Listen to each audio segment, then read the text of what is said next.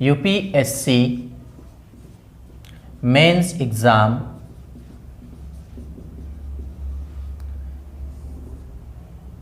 GS general studies paper 1।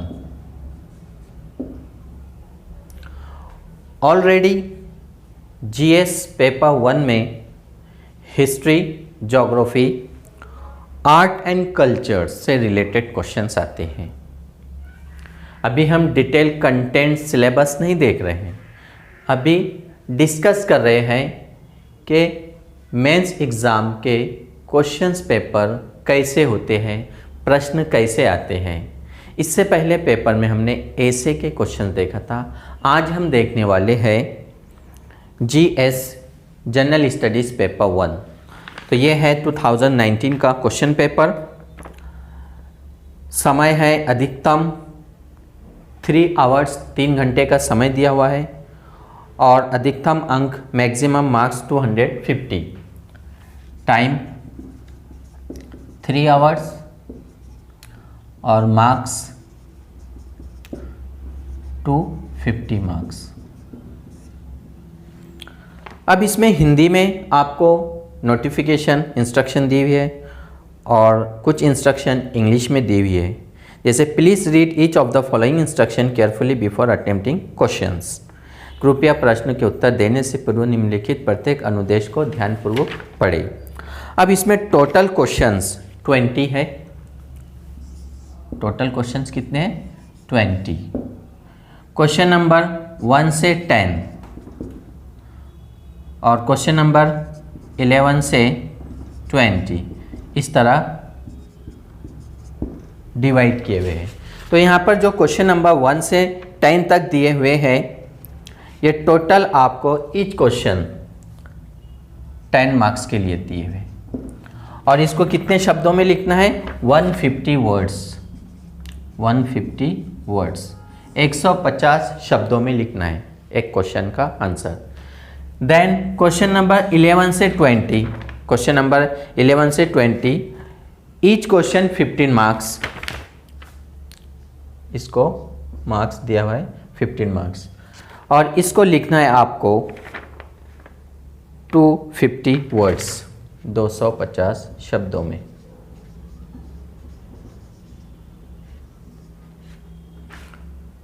तो इस तरह आपको क्वेश्चन पेपर आएगा।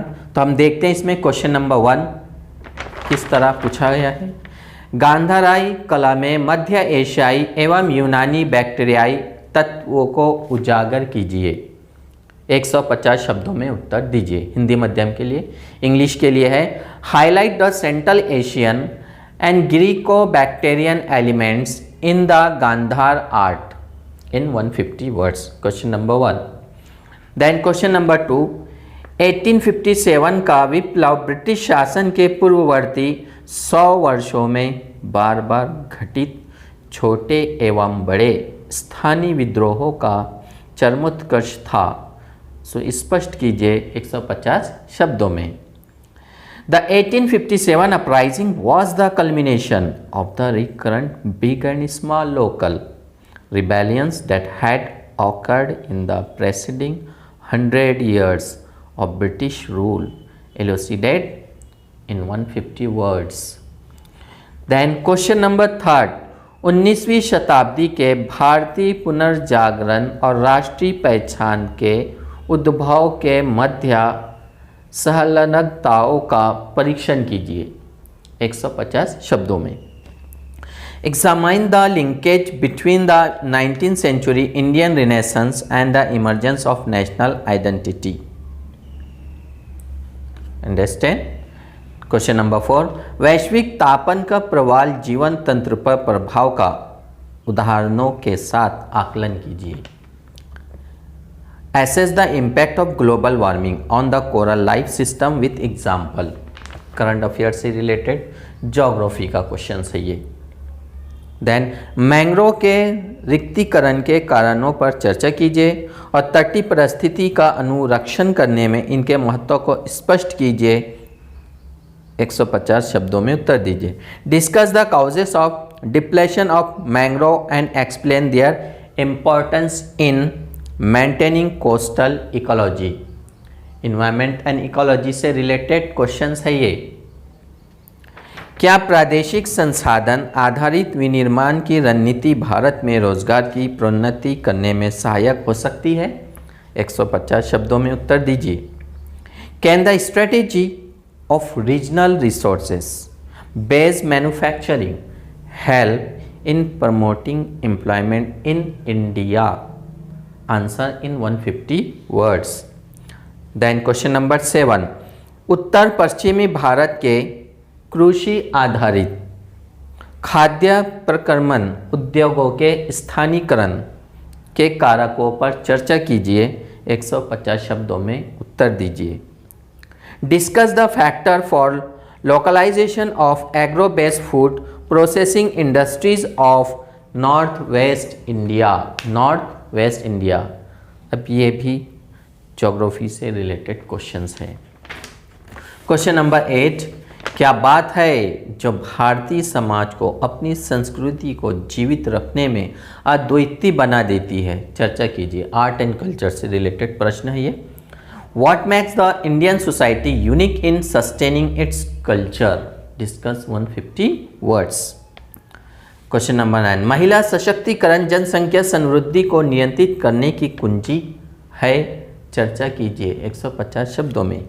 Empowering woman is the key to control population growth. Discuss in 150 words. Question number 10, धर्मनिरपेक्षता के नाम पर हमारी सांस्कृतिक प्रथाओं के सामने क्या क्या चुनौतियां हैं? 150 शब्दों में। What are the challenges to our cultural practice in the name of secularism? तो माय डियर एस्पायरेंट्स, ये थे क्वेश्चन नंबर 1 से 10 तक। अब आपको क्वेश्चन पढ़ना है और एनालाइज करना है। सबसे पहले आप लोग क्या करोगे? सिलेबस को पढ़ना है। सिलेबस पढ़ने के बाद क्या करोगे?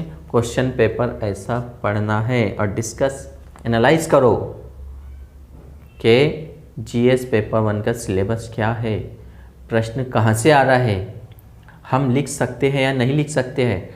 डोंट फियर, डरो मत, चिंता मत करो, आप आईएएस ऑफिसर बनोगे। चिंता करना छोड़ दो। जो आपको बोलेंगे बहुत हार्ड है यूपीएससी, तो उनको बोलो बंदर क्या जाने अदरक का सवाद। A blind man is no जज ऑफ कलर। क्योंकि वो आपके चाहने वाले हैं, वो तो नहीं बने, आपको भी डराएंगे, आप भी डरेंगे। तो डरने का नहीं, जो नहीं हो सकता वही तो करना है और करके दिखाओ आप। तो आप देखते हैं क्वेश्चन नंबर 11 से 20। गांधीवादी प्रावस्था के दौरान विभिन्न सवरों ने राष्ट्रवादी आंदोलन को सुदृढ़ एवं समृद्ध बनाया था। विस्तार पूर्वक स्पष्ट कीजिए। ये हिस्ट्री से क्वेश्चंस है। मॉडर्न इंडिया 250 शब्दों में उत्तर दीजिए। 250 शब्दों में। Many voices had strengthen and enrich the nationalist movement during the Gandhian phase. Elaborate answer in 250 words. 15 marks के लिए है। 1940 के दशक के दौरान सत्ता हस्तांतरण की प्रक्रिया को जटिल बनाने में ब्रिटिश साम्राज्यिक सत्ता की भूमिका आकलन कीजिए। 250 शब्दों में। Assess the role of British imperial power in complicating the process of transfer of power during the 1940s। Only 15 marks. ये भी हिस्ट्री से रिलेटेड क्वेश्चंस है। स्पष्ट कीजिए कि अमेरिकी एवं फ्रांसीसी क्रांतियों ने आधुनिक विश्व की आधारशिलाएं किस प्रकार निर्मित की थी। अमेरिकी और फ्रांसीसी क्रांतियों ने, ये इंटरनेशनल वर्ल्ड हिस्ट्री से रिलेटेड प्रश्न है। 250 शब्दों में।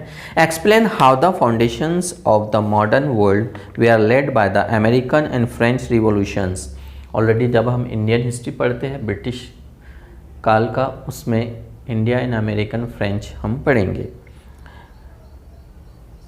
क्वेश्चन नंबर 14, जल प्रतिबल वाटर स्ट्रेस का क्या मतलब है? भारत में यह किस प्रकार और किस कारण प्रादेशिकत भिन्न भिन्न है? 250 शब्दों में लिखना है। What is the water stress? Water stress क्या है? How and why does it different regionally in India? In answer to 50 words. Question number 15, पर्वत परिस्थिति की तंत्र को विकास पहलों और पर्यटन के ऋणात्मक प्रभाव से किस प्रकार पुनः स्थापित किया जा सकता है? 250 शब्दों में उत्तर दीजिए।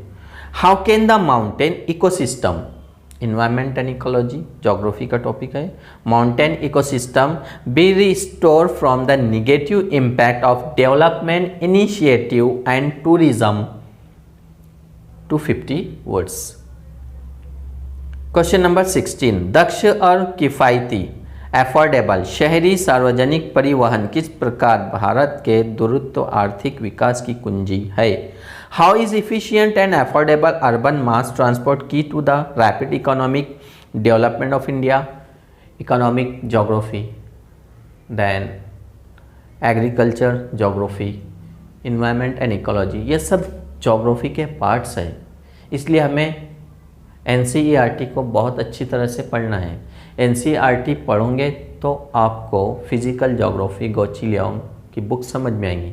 वो समझ में आए तो फिर आप वर्ल्ड ज्योग्राफी और इंडियन ज्योग्राफी अच्छी तरह से समझोंगी और ये answer you can write very easily, आप बहुत आसानी से ये लिख सकते हो।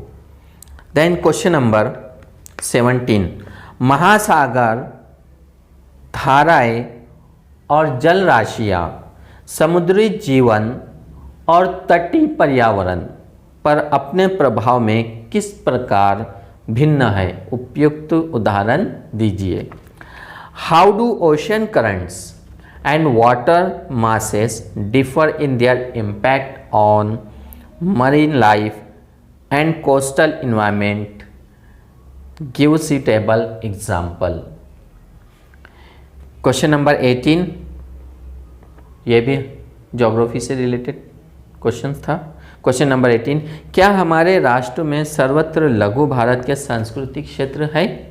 उदाहरणों के साथ सविस्तार स्पष्ट कीजिए। आर्ट एंड कल्चर, कला आणि संस्कृति।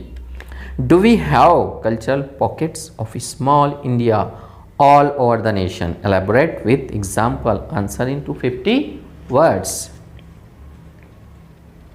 क्वेश्चन नंबर 19, भारत में महिलाओं के समक्ष समय और स्थान संबंधित निरंतर चुनौतियों का क्या है?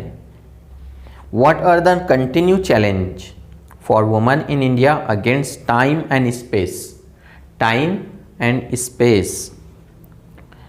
लास्ट क्वेश्चन है 20, प्रश्न क्रमांक 20, क्या हम वैश्विक पहचान के लिए अपनी स्थानीय पहचान को खोते जा रहे हैं? चर्चा कीजिए। आर्ट एंड कल्चर, हम हमारे भारत का जो कल्चर है, सभ्यता है, हम वर्ल्ड लेवल पे मॉडर्न होने के लिए अपने कल्चर को क्या खो रहे हैं? Are we losing our local identity for the global identity? World level पे ग्लोबल आइडेंटिटी के लिए हम क्या कर रहे हैं? तो आपको 15 मार्क्स के लिए 250 शब्दों में इसका आंसर लिखना है। तो ये थे आपके जनरल स्टडीज़ पेपर 1 के प्रश्न, क्वेश्चंस कैसे आते हैं मैंने आपको एक्सप्लेन करके बताया हूँ।